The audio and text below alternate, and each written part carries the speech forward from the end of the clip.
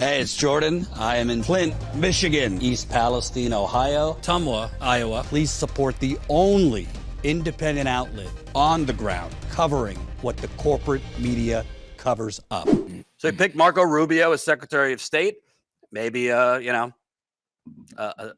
him a bone because Marco desperately prostituted himself to be picked as vice president. Marco Rubio, when confronted by the dear Medea Benjamin on whether he wanted a ceasefire after October 7th.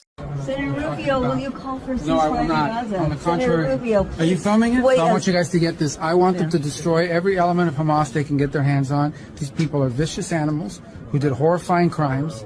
And I hope you guys post that. And what about the civilians that are being killed every day? Hamas should stop hiding behind civilians, putting civilians in the way. Hamas knew that this was going to lead to this. So Hamas should stop building their military installations underneath hospitals. So you don't care that 15,000 have died? You don't care about the babies that are being killed every day? I think it's horrifying. I think it's terrible, and I think Hamas is 100% to blame. That's what I think. Make sure you post that, please. Jesus Christ, man. Translated bombs away. Translated bombs away. He sounds like the AIPAC funded Democrats. Yeah. So that's Marco Rubio. Let's go a little deeper. This from the Washington Post. Rubio actually called for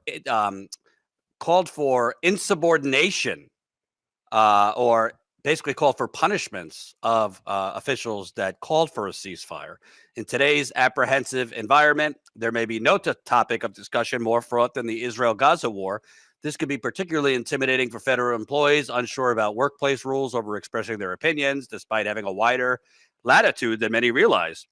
You remember those fireside chats on Fox News primetime? The Huckster, Huckabee had his little evening show. Mike Huckabee is going to be named, and his daughter is governor of Arkansas. He's going to be named U.S. ambassador to Israel. Mike Huckabee makes my Zionist father look kind of moderate.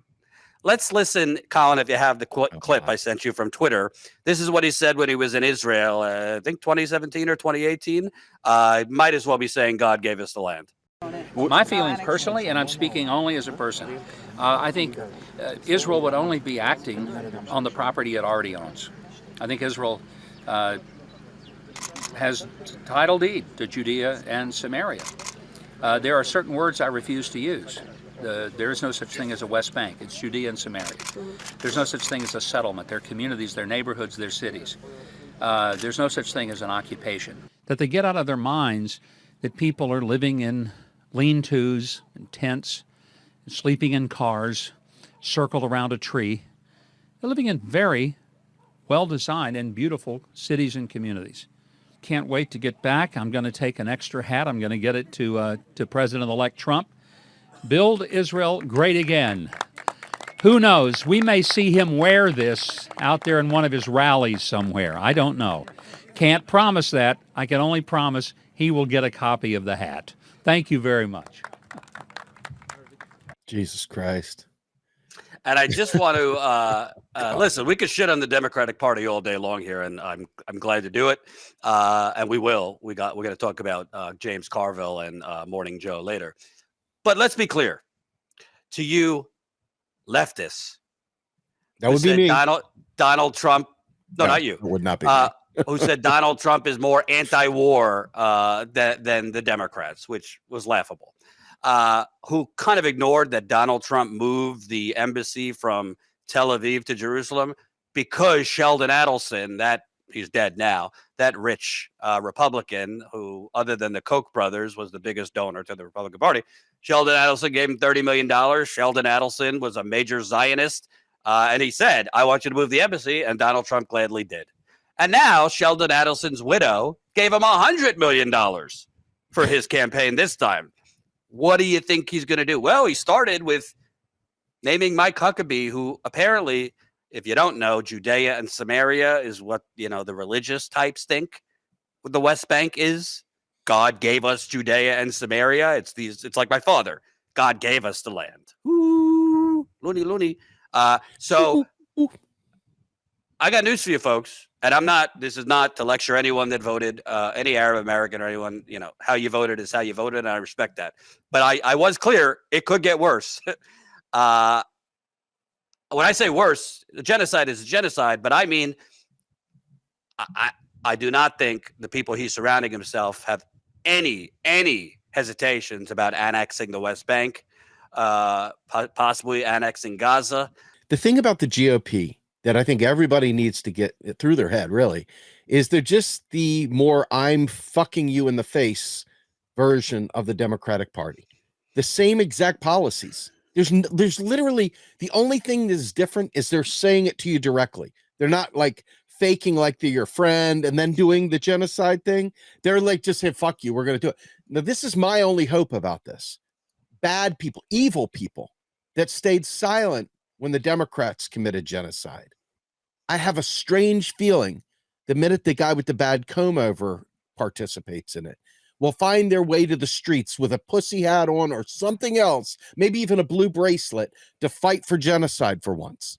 Maybe the people with the blacked out profile pictures with the Ukraine flag will finally get out there and fight against genocide. They have stayed strategically silent for a year now, plus.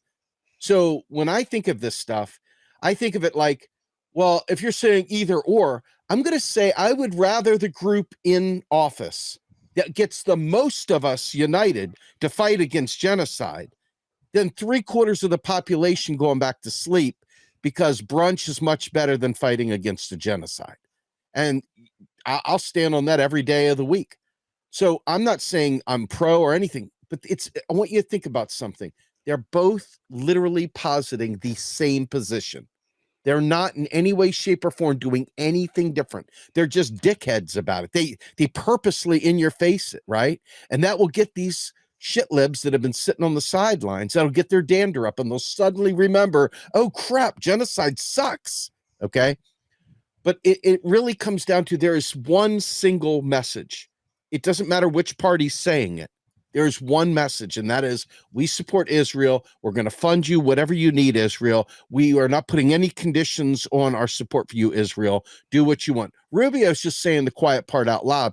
In a perverse way, I respect him more for that than the mealy mouth shit the Democrats said as they tried to pretend they weren't doing it, and all the shit libs that lied about it and literally said, oh, what do you want, Trump? He's going to commit more genocide.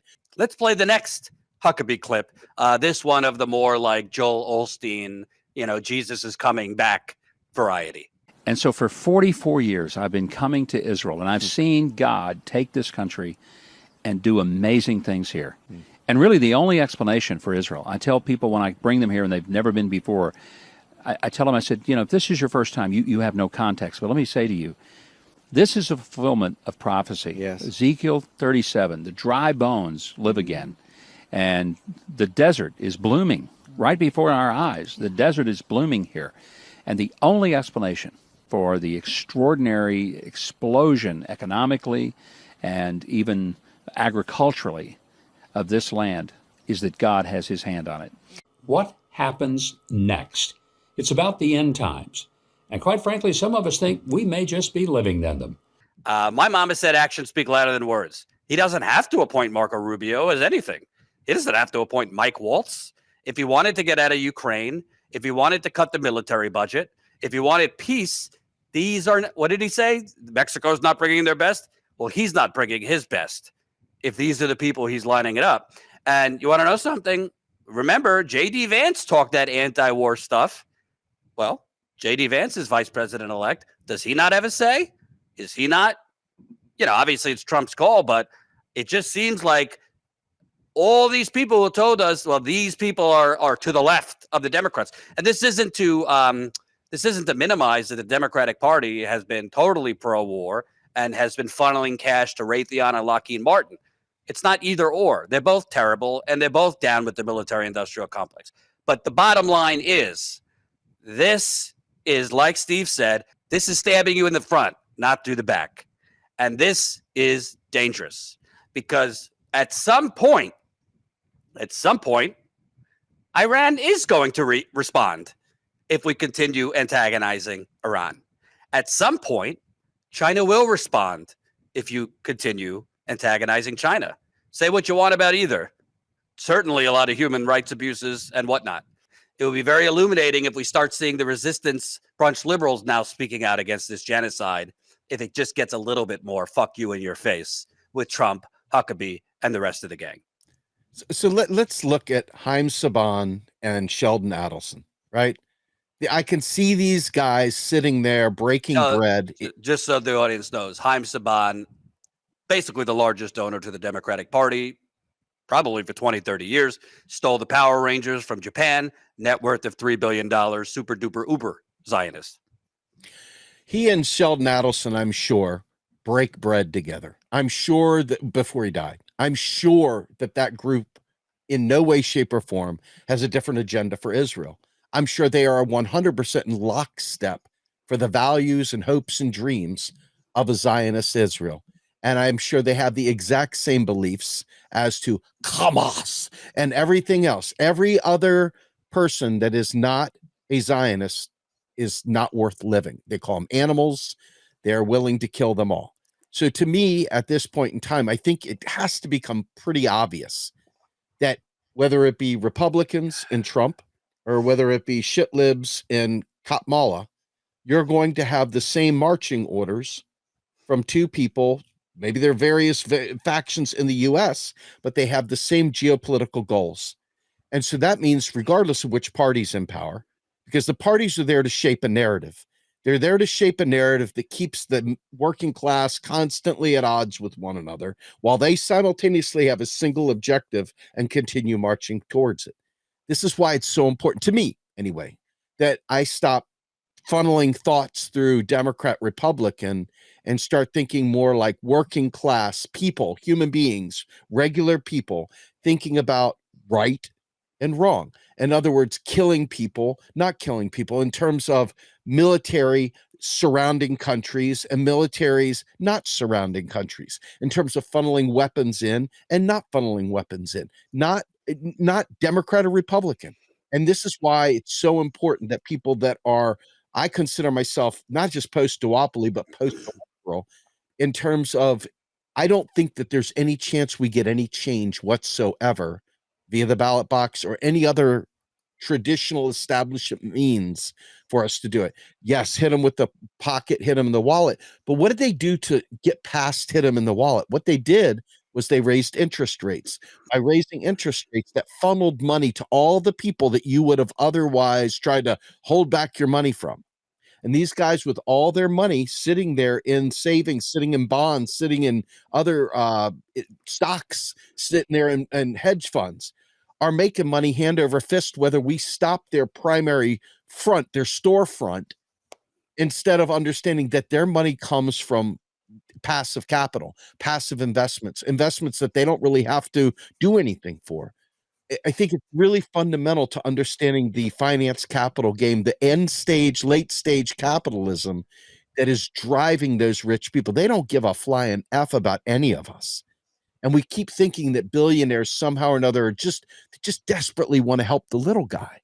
And it's simply not true. I mean, you look at what Bill Gates did to Africa, withholding vaccines because of intellectual property. You look at all the shit that goes on with rich people. They are not for us, period. So in my estimation, the best way to assess not only the Trump cabinet that he's putting together and his appointees and whatever other actions he takes, but remember, there's someone above him.